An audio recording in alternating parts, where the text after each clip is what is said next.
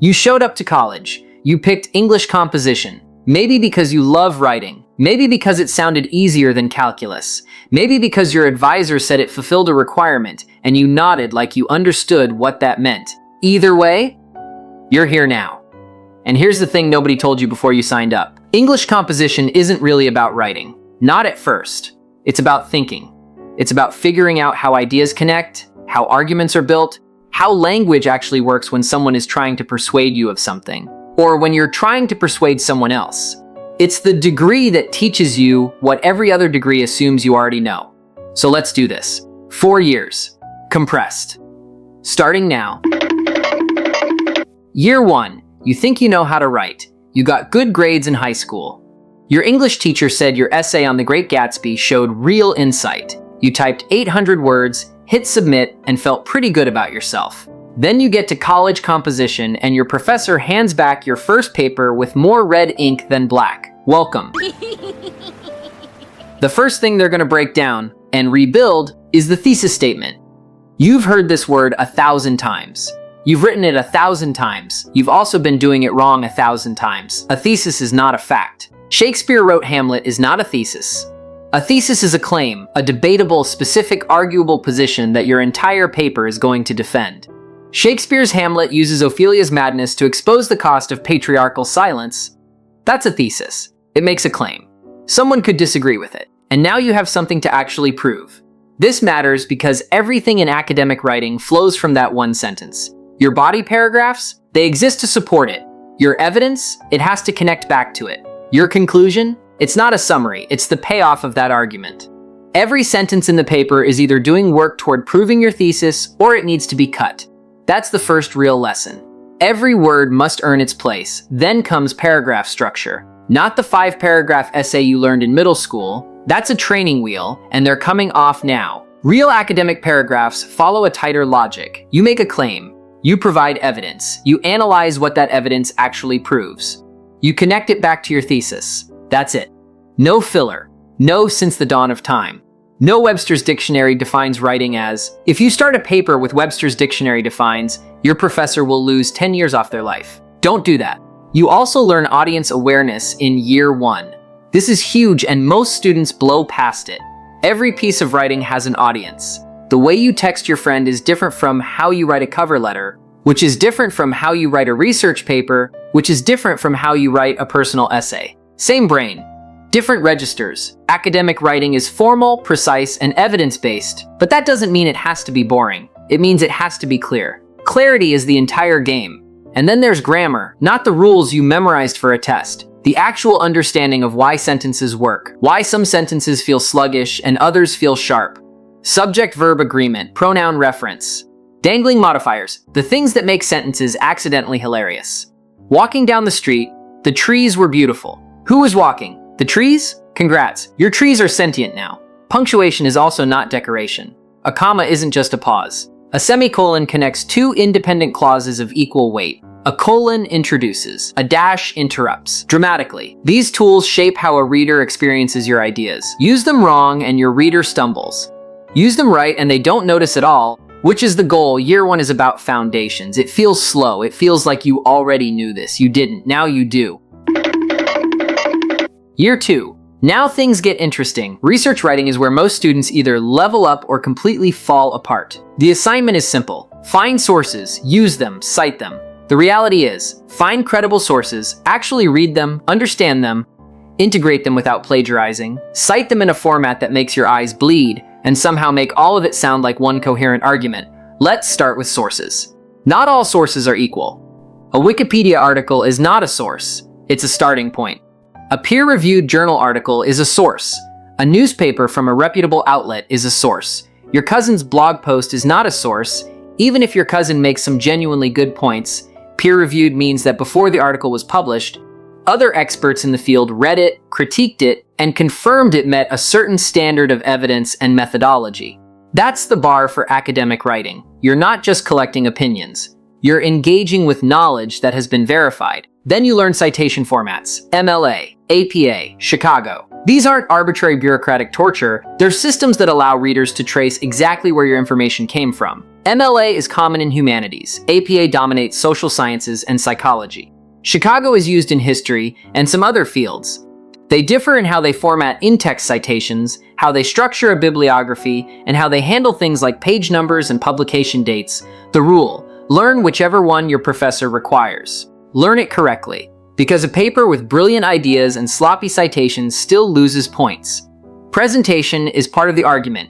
Now, rhetoric. This is the part that changes how you see everything. Rhetoric is the study of how language is used to persuade. It's ancient. Aristotle was writing about it in 350 BC, and it is as relevant today as it has ever been. Every advertisement you've seen, every political speech you've heard, every viral tweet that made you feel something, rhetoric is what made it work.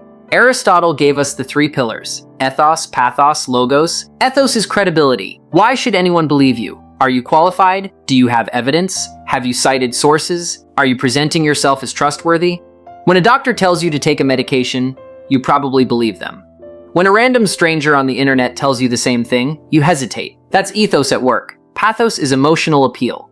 Stories, imagery, language that makes you feel something. A charity ad that shows you a photograph instead of a statistic is using pathos. It's not manipulative, it's human. Emotion is part of how we process information. The best arguments balance it with logic rather than replace logic with it. Logos is logical structure, evidence, data, reasoning.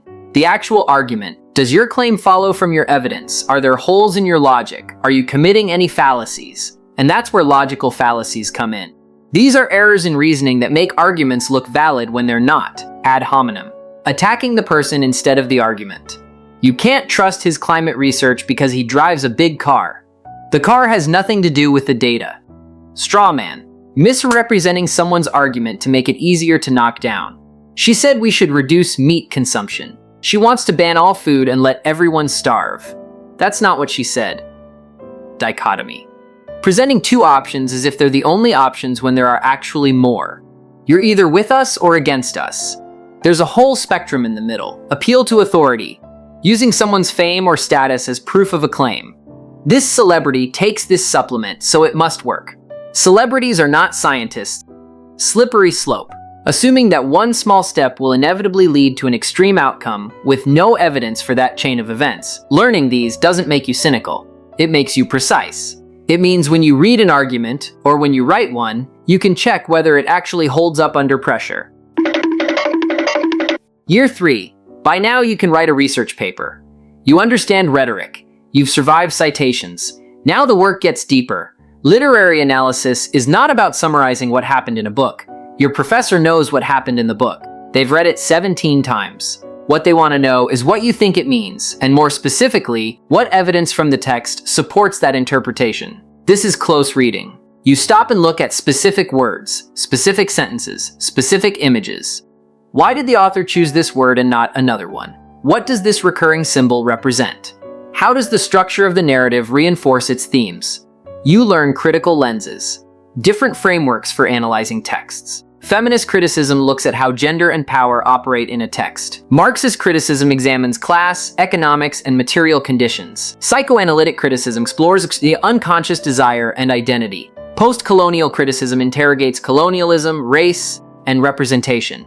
New criticism focuses purely on the text itself. No authorial intent, no historical context, just the words on the page. None of these is the correct way to read. They're tools. A hammer and a screwdriver are both valid. You choose based on what you're trying to build. You also tackle the research essay at a graduate level of complexity, meaning your argument now has to engage with existing scholarly conversation. You're not just stating a claim and proving it. You're entering a dialogue. Other scholars have written about this text. What do they say? Where do you agree? Where do you push back? Where does your reading add something new? This is called entering the scholarly conversation, and it is one of the most important skills a composition degree teaches. Not just for academia, but for any profession that requires you to think critically in a field where other people have thought before you.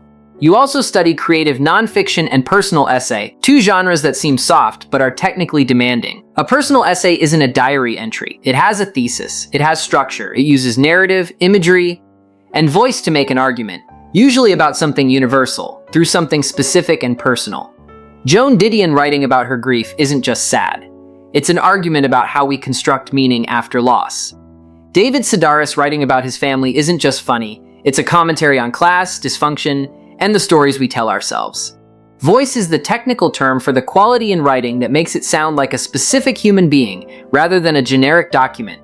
Developing your voice takes years. It requires reading widely, writing constantly, and being willing to be wrong a lot and keep going anyway. Year 4, senior year, is where it clicks, or it should. You take advanced composition theory, which is exactly what it sounds like. Not just how to write, but why writing works the way it does. The history of composition as a discipline. The debates about what good writing even means and who gets to decide. You read people like Kenneth Burke, who argued that all language is symbolic action, that every time we use words we are doing something, not just describing something. You read Michel Foucault, who interrogated the relationship between language, knowledge, and power.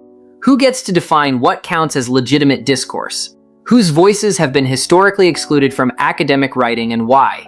You read Peter Elbow, who championed free writing and the idea that the best way to find out what you think is to write before you know what you're going to say. You read bell hooks, who argued that the personal and the political cannot be separated and that academic writing that pretends to be neutral is itself making a political choice. This is discourse analysis, the study of how language functions in social and institutional contexts. How does the language of medicine construct the patient? How does legal language construct guilt and innocence? How does academic language construct authority? These aren't abstract questions, they have real consequences. You also finish with a Capstone Project, a long-form piece of writing that demonstrates everything you've learned. For some students, this is a research thesis. For others, it's a portfolio of creative work with a reflective essay. For others, it's an applied writing project, a grant proposal, a policy document, a curriculum design. The format varies. The requirement doesn't. You have to show that you can sustain a complex argument across a significant piece of writing, that you can engage with sources at a high level, and that you've developed your own distinct perspective as a writer and thinker. Here's the thing about an English composition degree that nobody advertises properly. You learn to think in arguments. Every situation you encounter, a job negotiation, a disagreement with a colleague, a news article you're not sure you trust, you have a framework for analyzing it. What's the claim? What's the evidence? What's the logical structure? What's missing? You learn to read critically, not just literature, everything. Contracts, emails, reports, speeches. You stop taking language at face value and start asking what it's actually doing. You learn to write for any audience. You can write a research paper and a personal essay and a business proposal and a cover letter, and you understand why each one sounds different even though you're the same person writing all of them. You learn to revise. This is underrated. The best writers are not the ones who get it right the first time. They're the ones who understand that a first draft is just raw material, and that the real work happens after. Cutting, restructuring, sharpening, killing your darlings, which is the very painful writing term for deleting the sentences you love most because they don't serve the piece. And you learn that writing is never just writing. It's thinking made visible.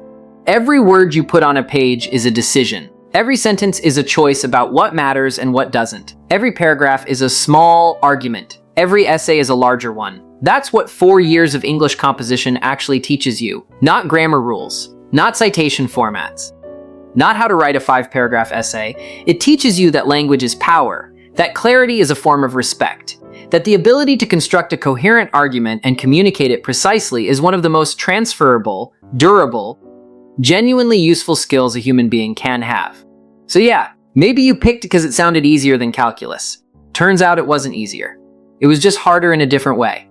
And now you know why.